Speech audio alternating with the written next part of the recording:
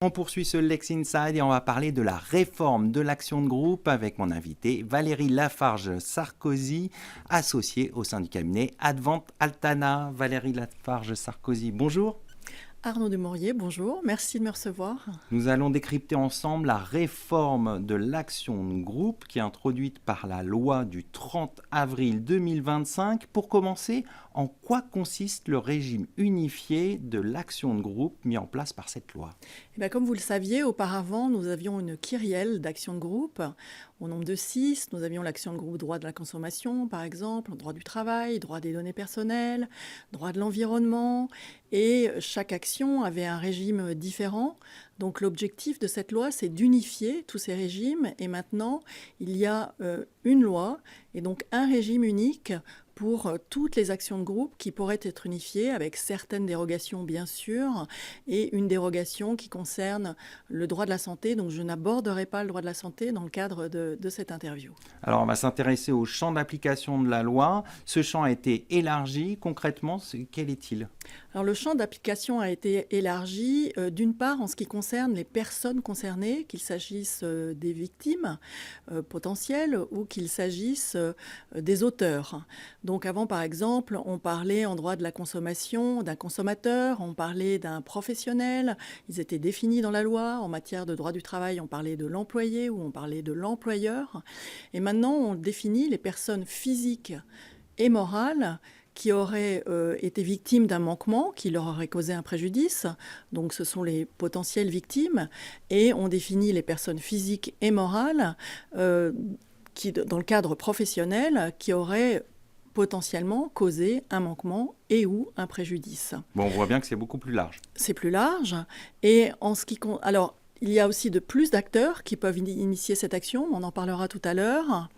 Et puis, il y a aussi l'étendue en ce qui concerne le préjudice, parce qu'avant, par exemple, en ce qui concerne le préjudice en droit de la consommation, on ne pouvait indemniser que le préjudice patrimonial. Et maintenant, il est possible que tous les préjudices soient indemnisables et puis on peut aussi faire cesser un manquement. Et donc, on peut faire cesser un manquement et ou indemniser un préjudice. Alors, autre création de cette loi, le financement par les tiers est désormais encadré. Concrètement, quelles sont les modalités de financement par les tiers ? Alors, ce dont nous avons parlé précédemment, ce n'est pas une nouveauté, c'est-à-dire que les précédentes lois ont été abrogées et il y a eu une extension.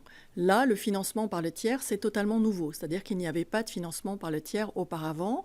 Et donc maintenant, il est possible effectivement de se faire financer par un tiers dans des conditions qui sont très précises, c'est-à-dire que ce tiers ne doit pas avoir d'influence, ne doit pas avoir de conflit d'intérêts, et c'est très encadré parce que c'est une cause d'irrecevabilité de la demande en action de groupe.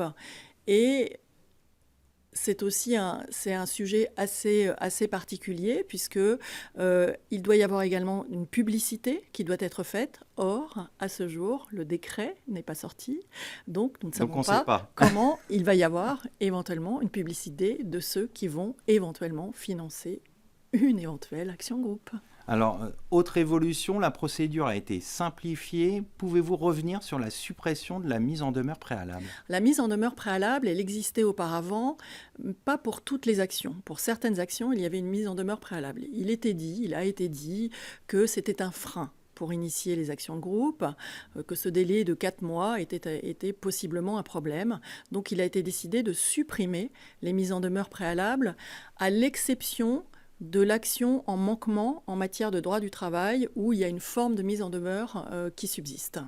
Alors vous l'avez dit tout à l'heure, de nouveaux acteurs peuvent initier une action de groupe. Qui sont ces nouveaux acteurs ? Alors ces nouveaux acteurs, donc on a toujours les associations agréées reconnues d'utilité publique, dans certaines conditions. Nous avons aussi maintenant les actions non agréées qui peuvent initier l'action en manquement, aussi dans certaines conditions. Nous avons le ministère public qui peut aussi initier l'action. Nous avons 60 entités européennes définies par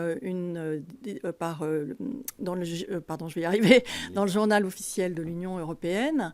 Nous avons aussi des organisations syndicales représentatives, donc pour certaines actions de groupe en droit du travail, et aussi des organisations représentatives des pêcheurs, des produits de la mer et du secteur agricole. Donc on voit que c'est beaucoup plus large. Donc c'est beaucoup plus large, probablement dans un objectif démocratiser un peu cette action. Démocratiser cette action, qu'il soit plus facile de l'initier. Voilà. C'est une bonne chose pour vous ? Alors, je n'ai pas tellement envie de donner mon avis sur le sujet parce que nous ne représentons que les défendeurs à ces actions de groupe. Donc, est-ce que c'est une bonne chose qu'il y ait une plénitude d'acteurs qui peuvent initier l'action de groupe ? On verra. Alors, autre création, il y a un registre national des actions de groupe auprès du ministère de la Justice. De quoi s'agit-il ? Alors ça également, c'est une chose nouvelle, ça n'existait pas auparavant. Et donc, je ne peux pas vous donner beaucoup d'informations sur ce registre qui va être tenu normalement par le ministère de la Justice, parce que là encore, nous n'avons pas d'informations et le décret n'est pas paru. Donc, je ne sais pas. À suivre. À suivre. Alors, ça fait beaucoup de choses à suivre. Beaucoup de choses à suivre. Ouais. Et il y en aura d'autres. Vous reviendrez pour en parler sur ce plateau. Voilà, avec plaisir. Alors, autre création du texte, ce texte institue une compétence d'attribution au profit de certains tribunaux judiciaires pour connaître des actions de groupe. Là également, Arnaud Dumouriez, à suivre, parce que figurez-vous que nous ne savons pas quels vont être ces tribunaux judiciaires, et nous ne savons pas quels ils vont être, et nous ne savons pas non plus combien ils vont être. On a parlé de 2, peut-être. En tous les cas, l'objectif, c'est aussi probablement d'avoir des magistrats ultra spécialisés pour une matière qui le nécessite et du coup une jurisprudence uniforme. Un peu comme le contentieux du droit émergent, droit de l'environnement, devoir de vigilance, où on a créé une chambre dédiée. Voilà, exactement, ou pour la rupture abusive de relations commerciales. Voilà, donc c'est pas quelque chose de nouveau dans notre paysage, mais c'est quelque chose de nouveau pour l'action de groupe. Enfin, le tribunal judiciaire était déjà compétent, mais qu'on crée des chambres spécialisées. Donc nous sommes dans l'attente de savoir comment ça va se passer. Ça fait beaucoup de choses à suivre, comme vous l'avez dit. Ça fait beaucoup de choses à suivre, exactement. Alors il y a une autre nouveauté, c'est une amende civile qui a été introduite. De quoi s'agit-il ? Alors cette amende civile, elle est codifiée à l'article 1254 du Code civil. La loi, elle, n'est pas codifiée. C'est une amende qui peut être demandée par le ministère public devant les tribunaux judiciaires et par le gouvernement devant le tribunal administratif. Elle est destinée à abonder un fonds qui va servir à financer les actions de groupe. Elle peut être élevée, puisque pour les entreprises, ça peut être le quintuple du montant de la condamnation. Donc ça peut être conséquent. C'est très encadré aussi, parce qu'elle ne peut être demandée que dans certains cas précis.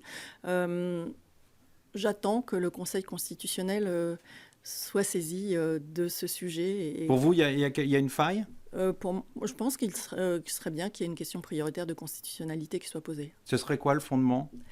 On en parlera. Bon, ce sera peut-être l'occasion d'en reparler sur ce plateau. Avec grand plaisir. Merci Valérie Lafarge-Sarkozy. Je rappelle que vous êtes associée au sein du cabinet Advent Altana. Merci Arnaud Dumouriez.